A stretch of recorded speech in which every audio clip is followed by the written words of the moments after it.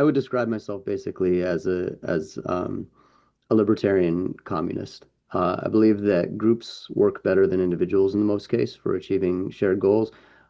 And I believe it only works if it's voluntary at the individual level. And we see all over the place collectivist structures like corporations and families, country clubs and everything. Those work just fine, right? They probably work Exactly. better than if everybody had a vote. So I think you're right. The question is scale, and we don't know what the hard limits are on voluntary systems. We know that China's able to do it with massive coercion, but we don't know what the hard limits are. And if you look at something like there's a game called Star Citizen that has raised $1 billion voluntarily to build this universe, and the money's come from its users. Like, if you can raise $1 billion to build a virtual universe, then you could raise $1 billion to build a town. If you can raise $1 billion to build a town, you could probably raise $1 trillion to build a city state or something like that. So I'd love to see city states, and I think we are kind of seeing that, where like you've got Sacramento becoming sort of its own thing. Um, Are I'd you love in to see Can you the say, Sacramento? rise of Are city you states. in Sacramento? No, Oh, no, I have a I live very, in. very good friend who lives in Sacramento. Yeah. wait, tell me more about Sacramento becoming its own thing. I don't know about that. I've been gone from California too long. Sure, it's like so how much can you bring into the city state and its immediately surrounding areas? So can you make yourself food self-sufficient? Can you make yourself 20% food self-sufficient? Can you make yourself 80% food self-sufficient? Can you make sure that people believe that the community is a police force, that the police force is a community-based police force that's there to serve them rather than to act as overseers on a plantation? Those sorts of things, you see going on. Like, I don't like California's state government, but I do really like when I see city states try to solve the problem of scale. And I think you can do it because, especially in a place like San Francisco, you do have natural boundaries, so you can control a little bit for um, external inputs. Like when people test out UBI, they're not controlling for external inputs and outputs, so the results you can't really trust, right? Like, but I think city states can do it. Wow. And so did you mean Sacramento or San Francisco when you were talking about that? Both. Both are Uh, doing that kind of I thing? think Sacramento is doing a better job of it because I San believe Francisco, that. I San think people Francisco's, still, yeah, they still look to the government to say solve our problems. yeah, yeah. Yeah, in Sacramento, there's more of a feeling Eric, of we the people. are you Yeah. familiar with the book by James C. Scott, Two Cheers for Anarchism? No. James C. Scott is emeritus, I think he's still with us, professor of, I think both, he's a PhD both in anthropology and political science.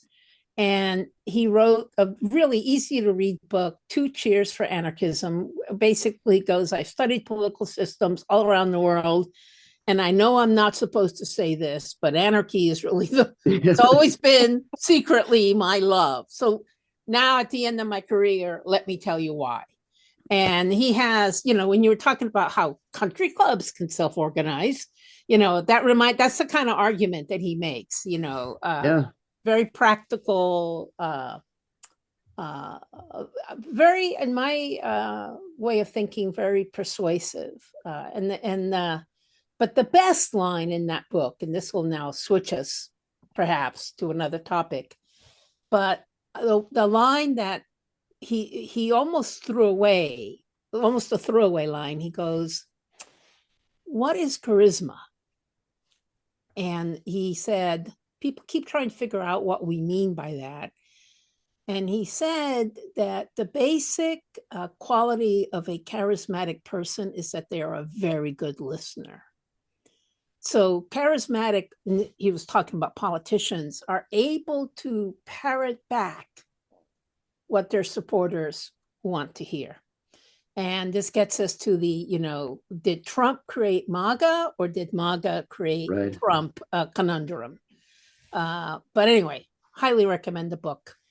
That's Should We should I love to link to hear. it on the notes for this Cool. Two episode. cheers for Two cheers anarchism. for anarchism. Well, the other That's one is the book that Eric got me a couple months ago, just as a little gift at the end of the year, yeah.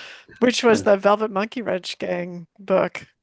The What was it Velvet called? The Velvet Monk. Monkey Wrench? The Velvet Monkey Wrench by John Muir, not the Not naturalist, but not the the naturalist John Muir. engineer. Uh, yeah, I think I like that book.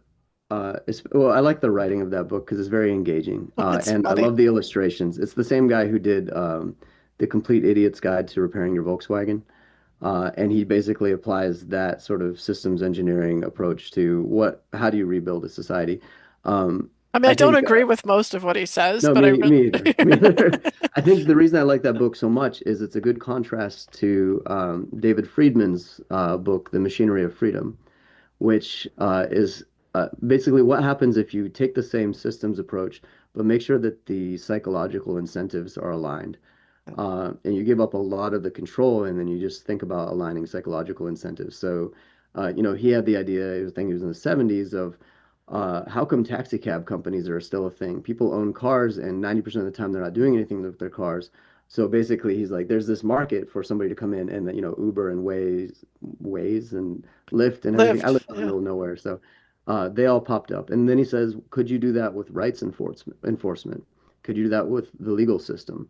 And a lot of his stuff has come true, whereas some of the really interesting pie in the sky ideas haven't come true because they're talking about shoulds rather than is. So, Yes, it's too much of an engineering statement. Like, oh, we should create a whole new culture and it works this way. And it's like, ha ha ha ha ha. but what I do like, here's a pattern I've been seeing is when people talk about anarchists, I think they still think about a 20-year-old listening to punk rock, throwing pipe bombs, but it's really, I think people who've been down every other path and hit a hard obstacle and reset. I'll try another path. And then what they end up at is some form of anarchism. And I think that should be the new face. I think it should be basically the face of wisdom is the face of anarchism rather than rebellion.